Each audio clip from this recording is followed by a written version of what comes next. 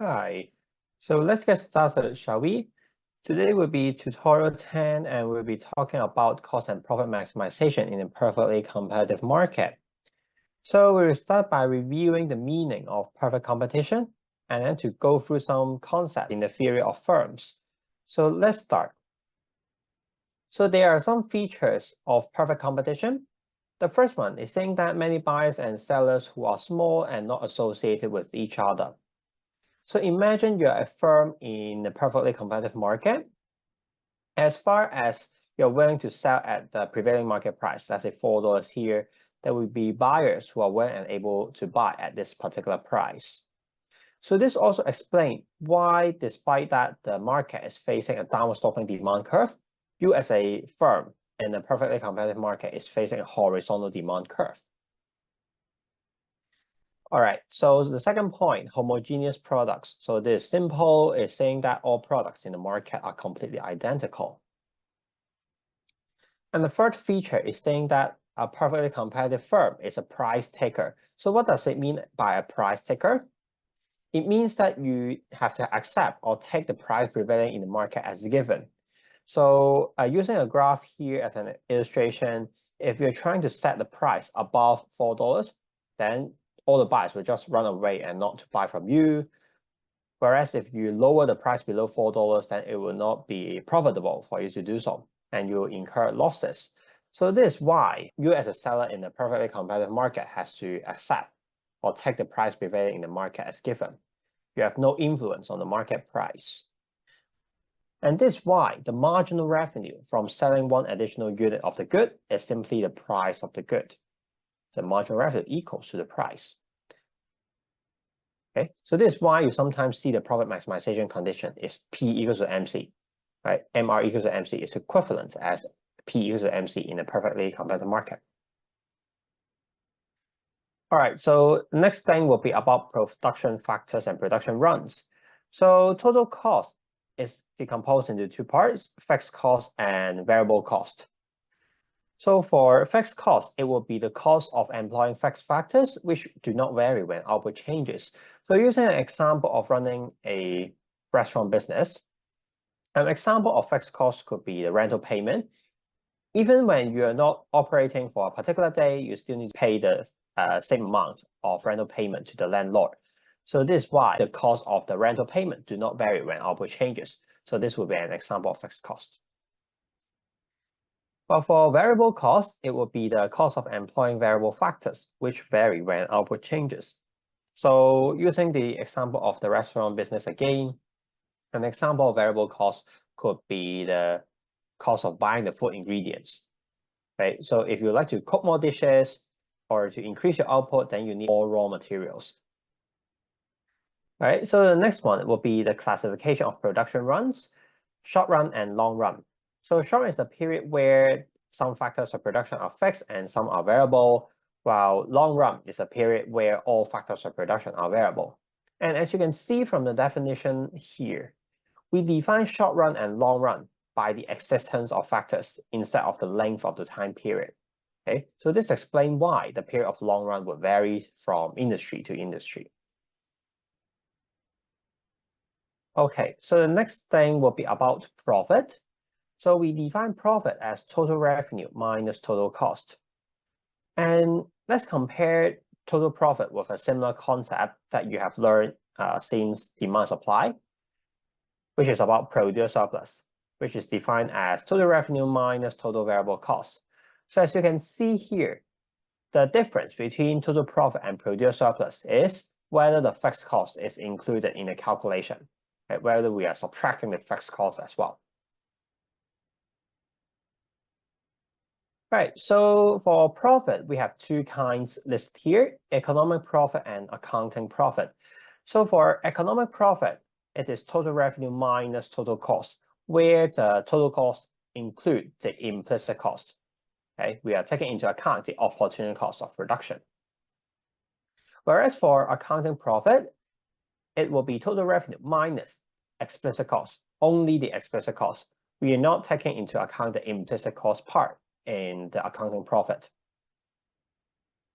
Okay, So this can also be understood using the meme here, right? As you can see, the poor cat or the poor economist here, right? So we have the opportunity cost part to be subtracted in economic profit. All right, so just a reminder, if a question did not specify whether it is about economic profit or accounting profit, we should always assume that it is about economic profit in economics. Okay, so at the bottom of this slide here, there's a very important condition, the long run equilibrium condition, which is saying that firms earn zero economic profit in the long run. Okay, so why? Suppose if the profit in the short run is positive, then this will attract entry of new firms. And in the longer run, then this would eliminate the positive profit earned by the existing firms. On the other hand, if the profit in the short run is now negative, then some existing firm would like to exit the market in the long run. And this would drive the market back into the zero economic profit in the long run as well. So this is why firms earn zero economic profit would be the long run equilibrium condition. Okay, and what's next? It will be about the condition for profit maximization. Again, very important. So profit maximization condition is marginal revenue equals to marginal cost, MR equals to MC. So why is this the profit maximization condition? Suppose if you like to produce one additional unit, you can earn marginal revenue, right, MR, but you need to pay MC to produce that additional unit. So MR minus MC will be the additional profit that you can gain from producing one additional unit. Suppose you're now producing at a point where MR is greater than MC, then you should just increase your production because producing one additional unit can increase your profit. So this is why the profit maximization point cannot occur when MR is greater than MC. You should increase your output in this case. On the other hand, suppose you are now producing at a point where MR is lower than MC, then this time you should reduce your production because reducing your production can actually increase your profit. So the profit maximizing point cannot happen when MR is more than MC as well. Jointly, we know that the profit maximizing point must occur at MR equals to MC. So this is the profit maximization condition. At the bottom, we have shutdown condition and exit condition. For shutdown condition, it is talking about the short run, while exit condition is talking about the long run. So shutdown condition will be given by price more than average variable cost, or total revenues more than total variable cost, or equivalently, the producer surplus is negative. On the other hand, for exit condition, it is given by price more than average cost, or total revenues more than total cost, or also equivalency. Profit is negative. As you can see, it is also consistent with the long-run equilibrium condition that I have introduced in the previous slide, right? So if firm is earning negative profit, then it will just exit in the long run. Okay, so the difference between shutdown condition and exit condition is that whether the fixed cost would be taken into account in your decision-making of production, right? Because in the short run, fixed cost has to be paid anyways, right? So it becomes a sunk cost. So this is why to determine whether you should produce in the short run, you just compare the revenue with the variable costs of production.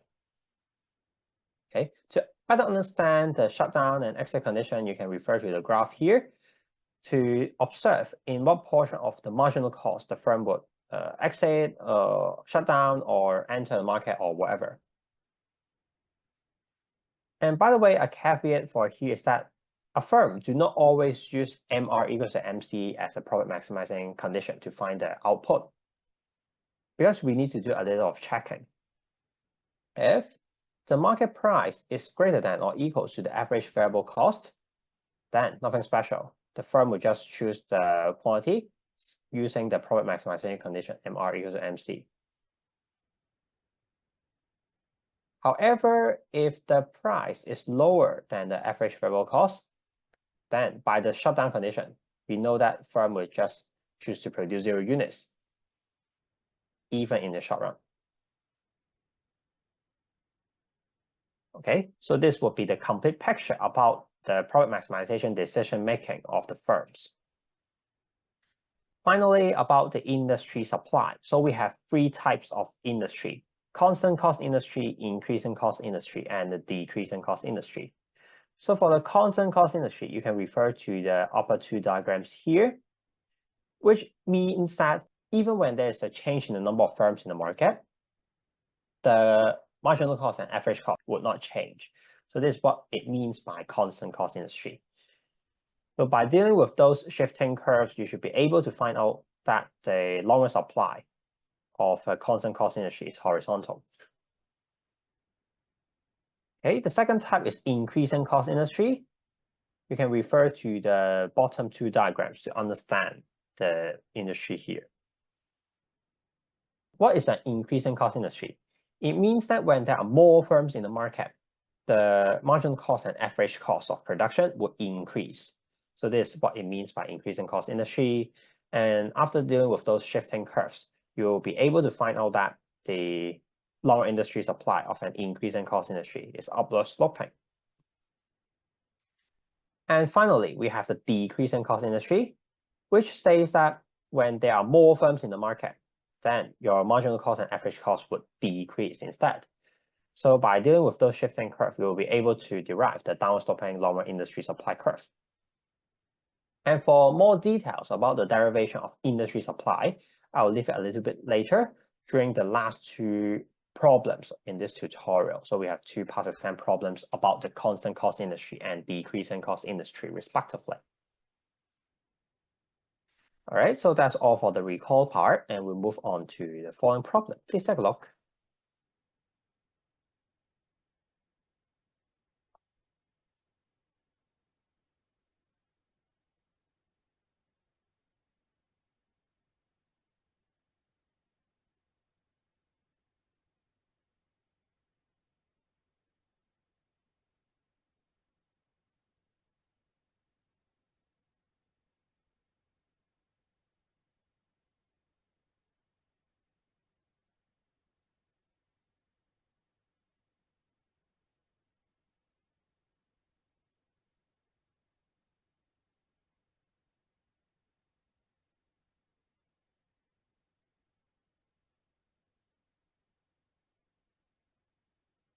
All right, likely you may think that we just impose the profit maximization condition P equals to MC to find the output produced by Antonio. But remember, we need to check the shutdown condition, right, to see whether the prevailing market price is above or below the average variable cost of production. So how can I do that? The shutdown point will be given by the intersection between marginal cost and average variable cost, or equivalency, that minimum point of ABC curve. So for the marginal cost part, it is already directly given, nothing to worry about that. But how can we derive the average variable cost curve? From the total cost function here, we know that this part, 1,000, is the fixed cost, because even when you're producing 0 units, you still need to pay this fixed amount of cost. So this 1,000 would not vary when output changes, and it would be the fixed cost here.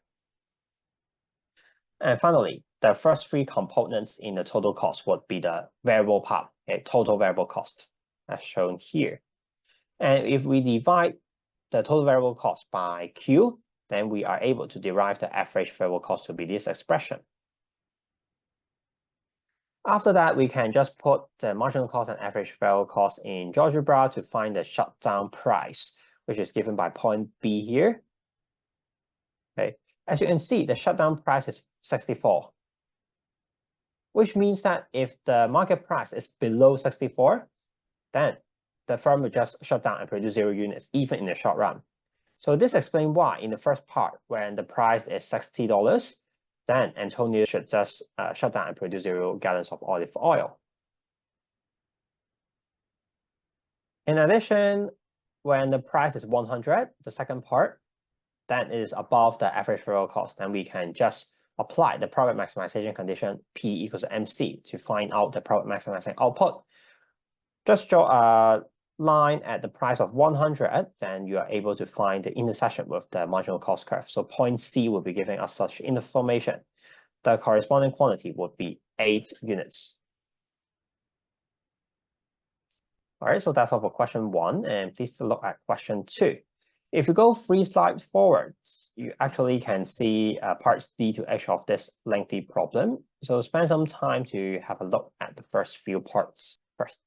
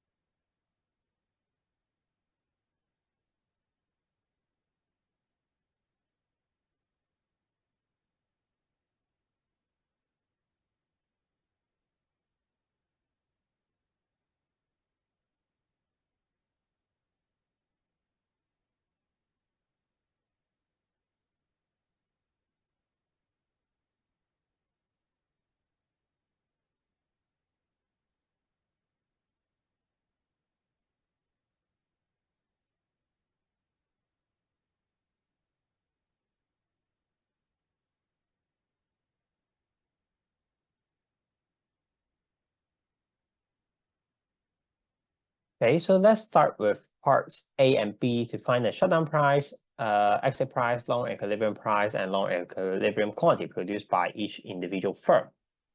So for the shutdown price, nothing special. We have already completed in question 1 to find the intersection between marginal cost and average variable cost. So for this part, we need to derive the average variable cost first again. 100 will be the fixed cost. So to find the total variable cost, it will be the first 2 components here. Divide this total variable cost by Q, then we have average variable cost to be Q plus 80. The intersection between average variable cost and the marginal cost of this expression, 2Q plus 80, would give us the answer. Referring to the GeoGebra screenshot here, then point 8 will give us the shutdown price, $80. Okay, so for the exit price, it will be the intersection between the marginal cost and average cost. So for the average cost, it can be derived through dividing the total cost by Q. Okay, so we have the average cost to be this expression. And putting this in GeoGebra again, then we have the intersection with the MC curve. So point B would give us the exit price, or also the long-run equilibrium price, $100. And for the long-run equilibrium quantity produced by each firm, it will be the corresponding x-coordinate as suggested by point B. So it will be 10 units as the long-run equilibrium quantity of an individual firm. Finally, for part C, to find the number of firms in the market. So how can you do that? We will use a relationship where the market quantity equals to number of firms multiplied by quantity produced by each individual firm. If we have the big Q and small q, then we just divide the 2 quantities to obtain the number of firms. So this is the idea behind. For the big Q market quantity, we just put in the long equilibrium price 100 back into the given demand function here. Then we are able to find out that the market quantity is 1,000. And for the quantity produced by each individual firm in the long run, we have already found in part B, which is 10 units. Divide the 2 quantities, then we are able to find out the number of firms in the market to be 100. Okay, so that's all for parts A to C, and I'll give you a little bit more time to glance through parts D to H first.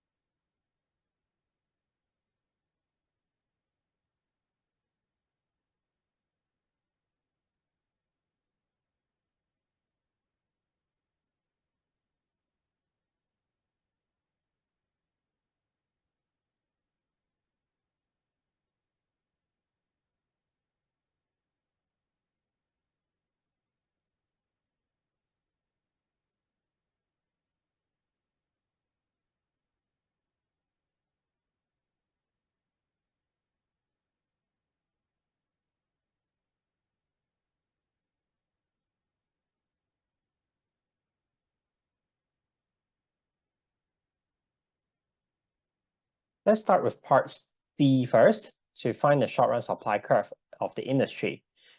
Because, as you can see, the marginal cost is reduced by $17. So this means that originally, the marginal cost is 2Q plus 80. Now it will be subtracted by 17. We have the new MC curve, 2Q plus 63. And to derive the market supply curve, we would again use the relationship big Q equals to N times small q. Okay, we have the N, number of firms, to be 100.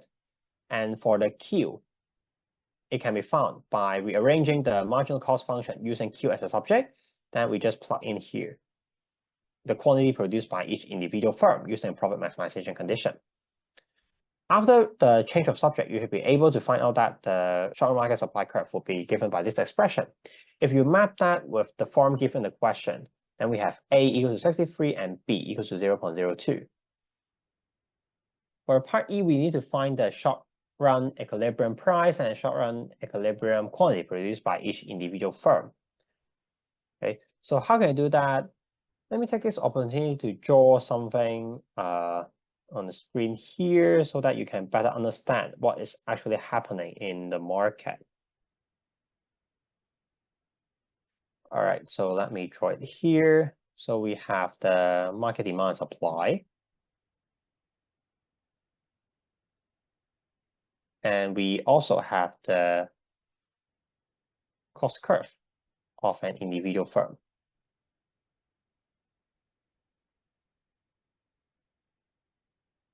Something like that. Now, we know that the marginal cost of production is reduced by 17. So something like here, I call it MC dash. So this means that the market supply will also increase. So to find the short-run equilibrium point, okay, it will simply be the intersection between the original demand and the new supply curve, as we have derived in part D. Okay, so we are able to find out that the short-run market price is 83.33, and the short-run market equilibrium quantity is 1016.67. These numbers can be found by putting the given demand function, the given demand function here underlined in green, with the supply function that we have just obtained in part D, okay, the green highlighted one. And then we are able to find out the short-run equilibrium price and short-run market quantity. How about the short-run equilibrium quantity produced by each individual firm? Nothing special. Market quantity is 1016 point something, and we have 100 identical firms. Then each firm will be producing like this. 1000 and something divided by 100, which is 10.17. All right, so how about part F? We are going to find the profit of each firm at the short-run equilibrium. So how can I do that? Profit is total revenue minus total cost, right? So for the revenue part, nothing special. It would be the market price, 83.33 multiplied by the quantity produced by each individual firm, 10.17. How about the total cost part? The first change is that the marginal cost is reduced by 17. To align with the reduction in marginal cost, the coefficient of Q in the total cost has to be changed from 80 to 63. So this is the first change in the total cost function. And the second change is that because the fixed cost is increased by $300 permanently, this means that the total originally the fixed cost is 100, and now the fixed cost will become 400. So this is the second change in the total cost function. Okay, so let me also draw the average cost function in the graph here to better understand what it means. Okay, because of the increase in fixed cost, then the average cost actually increases to something like this.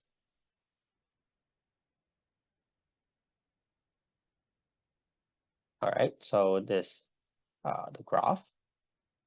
Okay, let me also draw the profit maximizing quantity of each individual firm here at the price of 83.33. Okay, so we just need to plug in the short-run quantity of each firm, 10.17, back into the total cost function we have just obtained. Then we are able to find out the short-run profit of each individual firm to be negative 296.64. Part G now, we are going to find the market price in the post-regulation long-run equilibrium. So the long-run equilibrium is given by the zero economic profit condition, essentially, the minimum point of AC. Okay, so we are going to find this point here. Okay, we're going to find the corresponding price of the intersection between MC dash and AC dash to solve this problem. So we have the MC dash, and we are going to derive the AC dash, which is just to divide the new total cost function by Q, and we have the average cost expression here. All right, so putting the new MC and new AC into GeoGebra, then we are able to find out the new long-run equilibrium point, which is as suggested by, yeah. So this point will be giving us such information. We have the new long-run equilibrium price to be 103, and then new long-run equilibrium quantity produced by each individual firm to be 20. Finally, how can we find the number of firms in the market? Again, we will use a relationship, big Q equals the number of firms times small q. So we have the small q to be 20, and we are going to find the number of firms. This means that we need to find the market quantity at the new long-run equilibrium. Nothing special. We just need to put the price of 103 back into the original demand function. Then we are able to find out the long-run market equilibrium quantity, 997.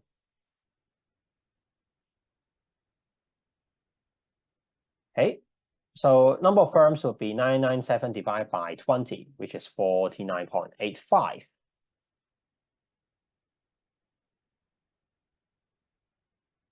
All right, so let me go back to the slide.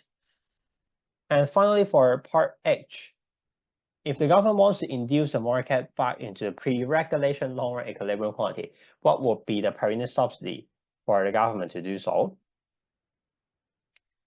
Actually, for this part, because we are considering the long-run outcome, we can just ignore the short-run supply curve and just focus on the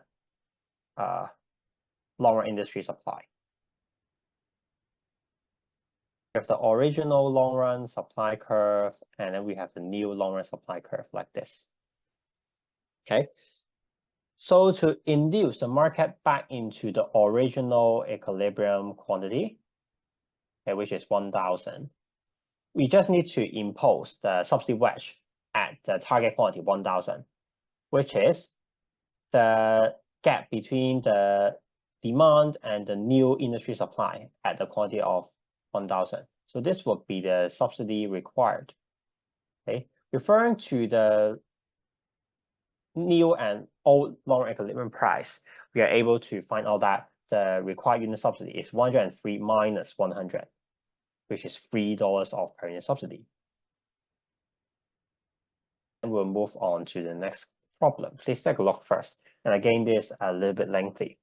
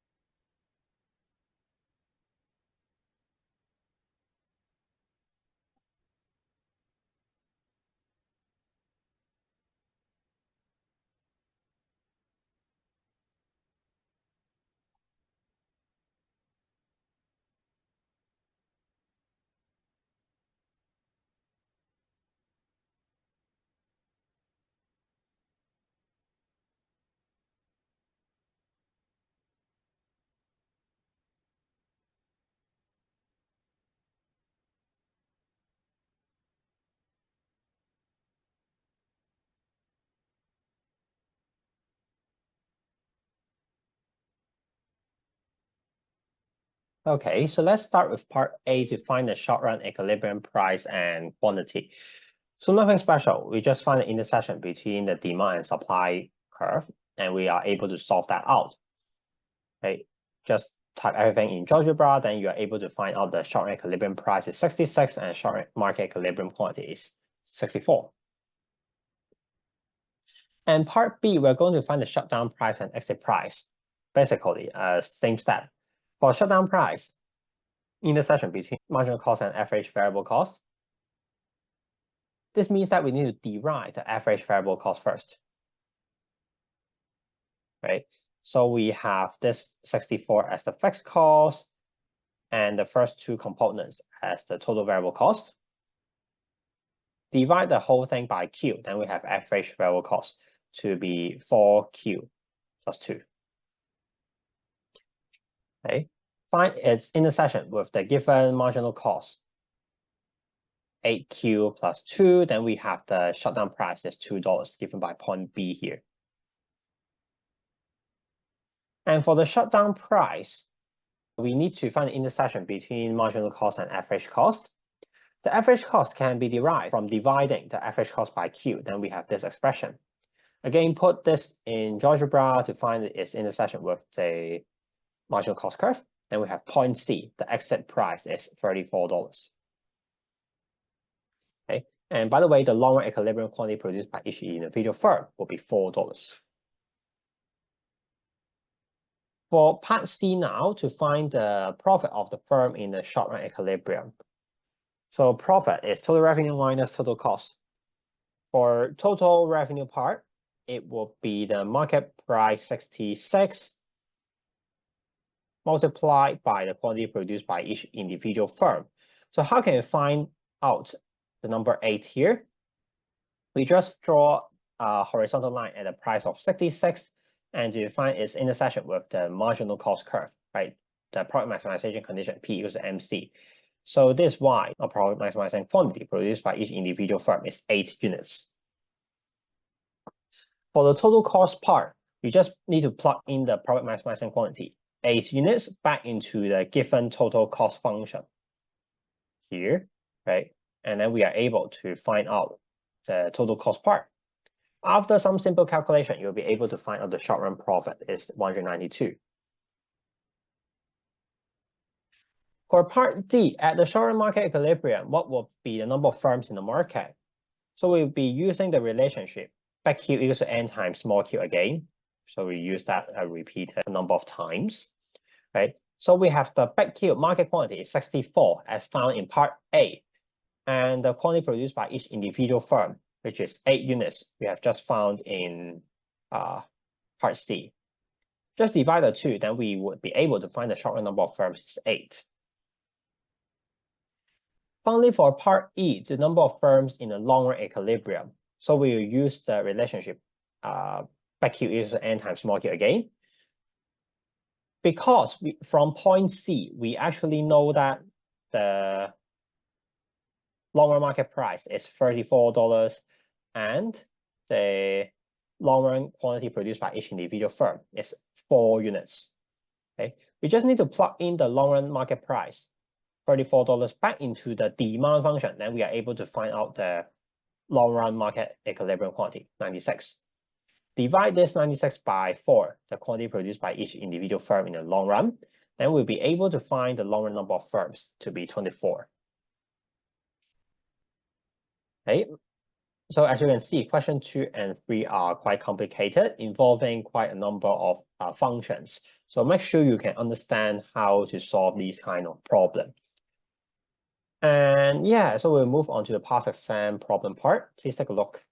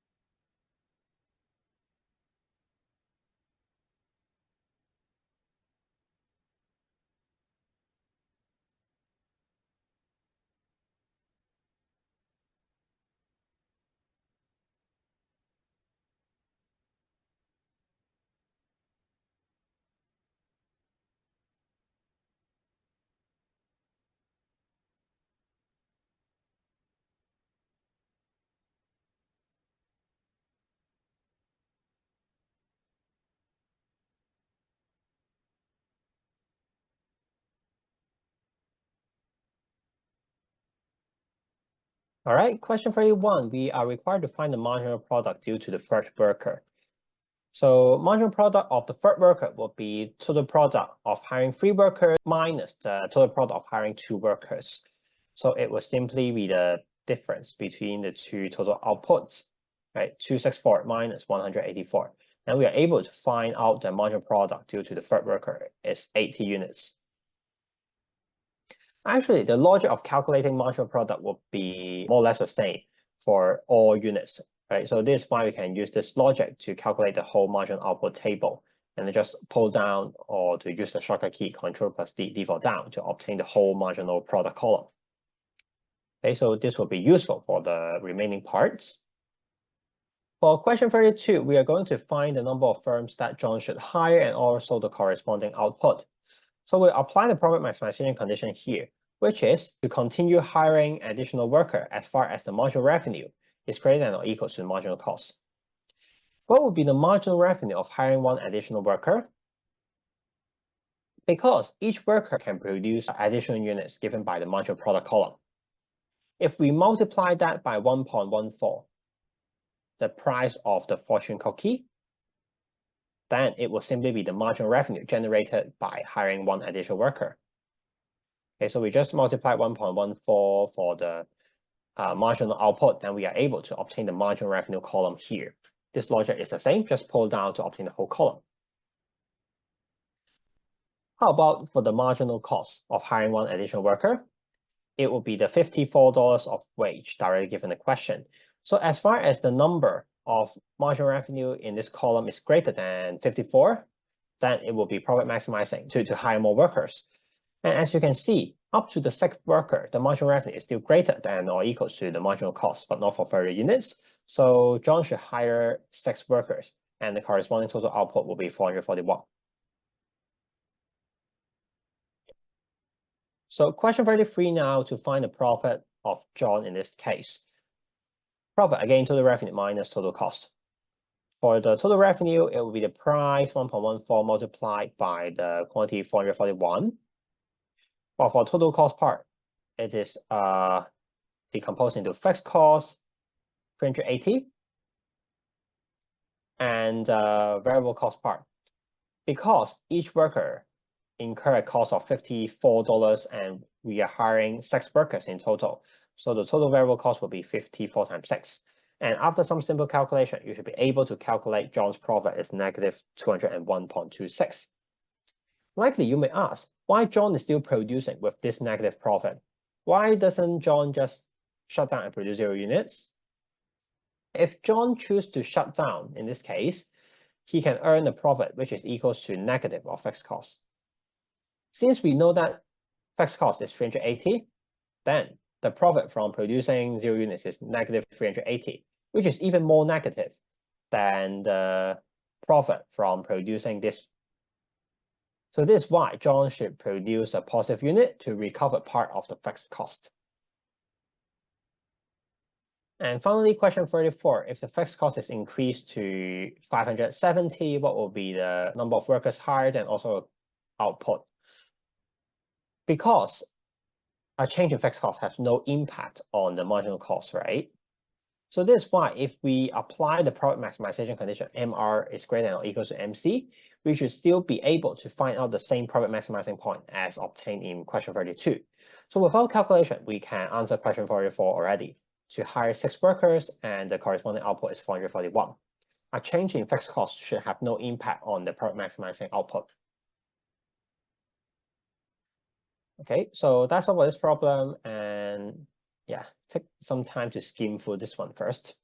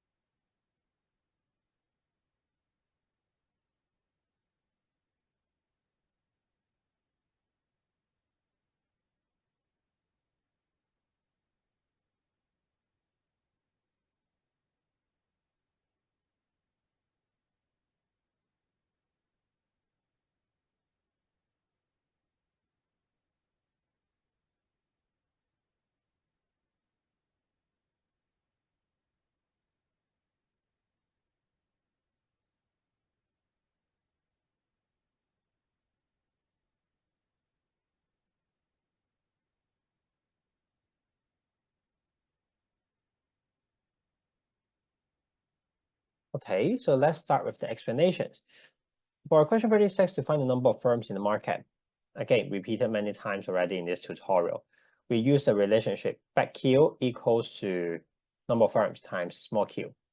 So if we have big Q and small q, then we are able to find the number of firms. So big Q can be found by plugging in the long equilibrium price, 45, back into the demand function. Okay, long equilibrium price is 45. And then plugging in back into the demand function, then we are able to find the market quantity, which is this number, 4,950. How about the quantity produced by each individual firm? By the product maximization condition, we have price equals to MC equals to small q. Okay, so we have small q equals to P as the individual supply curve of a firm. Okay, so this is why the quantity produced by each individual firm is 45 units. Divide the two quantities, we have the number of firms in the market to be 110. Question 37 now, to find the fixed cost of an individual firm. Because the market is now in longer equilibrium, right? So we can apply the longer equilibrium condition, which is firms earn zero economic profit. Decompose a bit, we have total revenue minus total cost equals to 0. For the total revenue part, it will be price times quantity. Market price is 45, while the quantity produced by each individual firm is also 45. For the total cost part, is decomposed into fixed cost and total variable cost. Fixed cost is the unknown that we are going to find, whereas for total variable cost, it can be found by plugging in the quantity back into the total variable cost function given here. Then we are able to find out the total variable cost, which is this component. As you can see, there's only one unknown, fixed cost, in this equation. Then we are able to solve that out. The fixed cost is 1,012. For question 38, to derive the short-run supply curve of the industry, again and again, we use this relationship, big Q equals to number of firms times small q. So I've just explained to you that individual MC curve is small q equals to P. And we have the number of firms found in question 36 to be 110. So this is why the short-run market supply is given by this thing here, big Q equals to 110 times P. Mapping that to the form given the question, then we have A equals to 0 and B equals to 110. Finally, for question 39, we have the new market demand function as this thing here, okay, an increase in demand. What will be the quantity produced by each individual firm in the new long run? Actually, we are dealing with a constant cost industry here. So what is the special thing for a constant cost industry? Even when there's a change in demand, okay, the marginal cost and average cost will still remain the same for an individual firm. This implies the same minimum point of average cost. With the same minimum point of average cost, then we have the same lower equilibrium price and the same lower equilibrium quantity produced by each individual firm. Okay, so without any calculation, we can just find out the long-run profit maximizing quantity of each individual firm is 45 units. So this number we have found in question 36. And to better understand this, I would like to take this opportunity to draw the graph to explain the shifting curves with you in a constant cost industry due to the increase in demand. Okay, so the black graphs here will be the original longer equilibrium. So now the demand increase, right? A rightward shift in demand, something like here. In the short run, the market price will increase. I call it P1. And the short-run market quantity will also increase. I call it big Q1. Because firm is producing using the product maximization condition, P equals to MC. Okay, so each firm will be producing according to this market price. Okay, small Q1. Again, a larger quantity produced by each individual firm. Here, we know that there is a positive economic profit earned by the firms, which is this blue rectangle.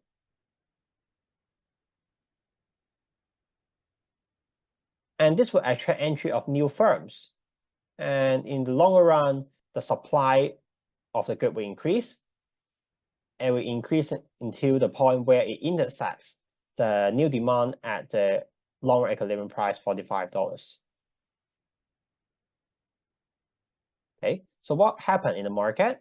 The market price will drop back to $45, and the market quantity will further increase, okay, to a certain number. I will explain how I get this number a little bit later.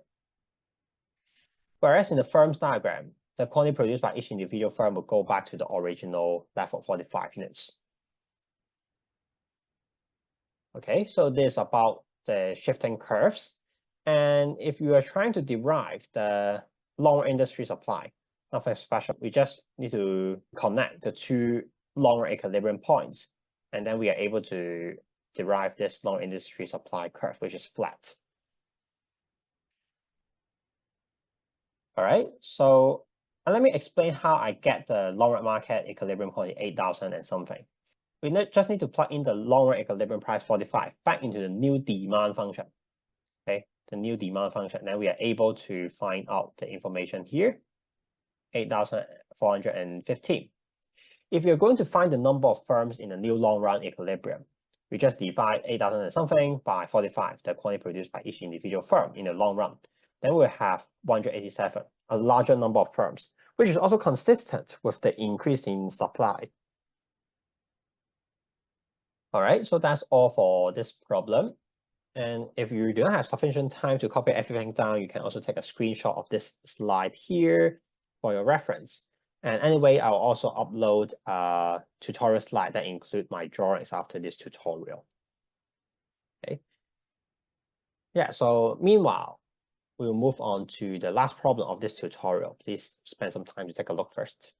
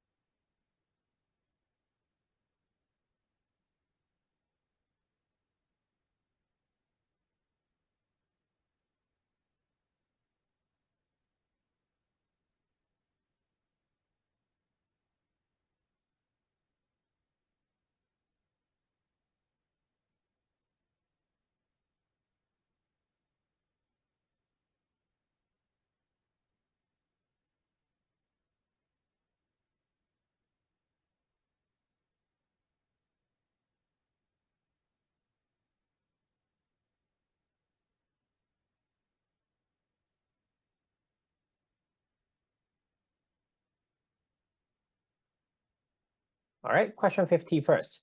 What would be the profit in the initial long equilibrium? So this very straightforward. Firms earn zero economic profit in long equilibrium. So pi zero will be equal to 0. And from question 51 to 53, I would like to take the opportunity to draw the graph with you to better understand what happens in the market here. Okay, the question says that there's a decrease in demand, and now we are considering a decrease in cost industry. So what will happen? With a decrease in demand, it will be a leftward shift, something like here. Then the short-run market price would fall, I call P1, while the quantity, short-run market quantity will also fall, I call Q1. For the quantity produced by each individual firm, it will be found by the P equals to MC profit maximization condition. We have small Q1, okay, a lower quantity produced by each individual firm in the short run. Here, firms are actually earning negative profit, which is given by this area here.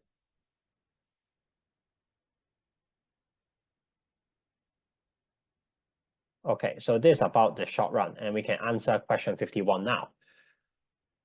First of all, the market price would fall, and then we will have a negative profit. Okay, pi 1 is lower than pi 0. However, you may ask, why the number of firms is equals to the original level? Okay, why N1 is equals to N0? When firms are earning negative profit, some of them may shut down even in the short run, right? However, even they shut down, they are still in the market. They haven't exit. So this is why you need to make sure you understand the idea of shutdown and exit. Firms cannot exit in the short run because exit condition is about the long run thing. Even when firms are producing 0 units in the short run, they are still in the market. They haven't exited yet. So this is why the number of firms in the short run remains the same as the original level before the decrease in demand. Okay, so let's continue with the long run adjustment. Because now the profit is negative, then some firms will exit the market in the long run, okay? And with the reduction in the number of firms, then the cost of production would increase in the decreasing cost industry. So the MC and AC will shift upwards, somewhere like here. Yeah, I call it MC dash and AC dash. Right. So what would be the long run equilibrium point? It would be the minimum point of AC or equivalence, the intersection between the marginal cost and average cost. So here, P2 will be the new long run equilibrium price in this market. And as you can see, the price would increase to P2 and the long run market quantity would decrease until this point, okay? Because with the decrease in the number of firms in the market, there will be a decrease in the supply in the market such that the new supply will intersect the new demand at the new long run equilibrium price P2. So we have this as the long run market equilibrium quantity. All right, so this is what happens in the decreasing cost industry due to a decrease in demand. And let us answer question 52 and 53 now. Apparently, P2 is higher than both P0 and P1. Okay, and how about pi 2, the profit in the new long run? It will be equal to the profit in the original long run, right? They earn 0 economic profit. Finally, for question 53, now firms can exit the market in the long run because of the negative profit. So N2 will be smaller than N0. So this is a good opportunity for you to compare the shutdown condition in question 51A and the exit condition in question 53. Firms can exit in the long run, but not in the short run. And the final thing I would like to go through is that if you are trying to derive the long industry supply of decreasing cost industry, you just need to connect the two long equilibrium points here. Then you're able to do that. And we are obtaining this one, the downward sloping industry supply curve. Okay, so that's all for what I'd like to cover in the tutorial for this topic. So you can also take a screenshot of this slide if you have not yet copied everything down. And yeah, it will be the time for the attendance exercise. 5 minutes as usual for you to complete set D, and I will close the quiz at 9:34. Thank you.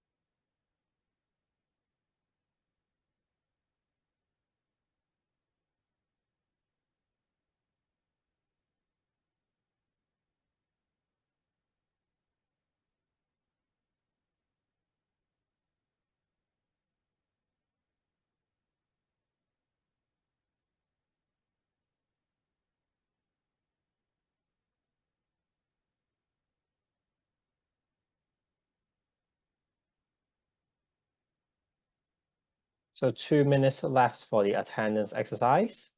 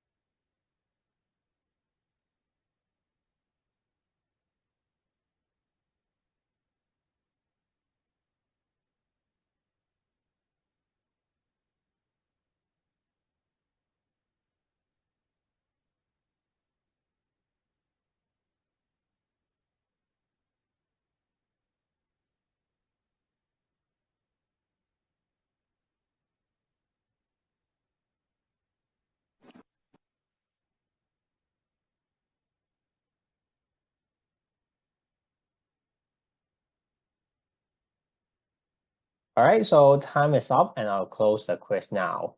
So thank you very much for joining the tutorial, and as usual, see you all next week. If you have any question, you can stay behind and ask them. Goodbye.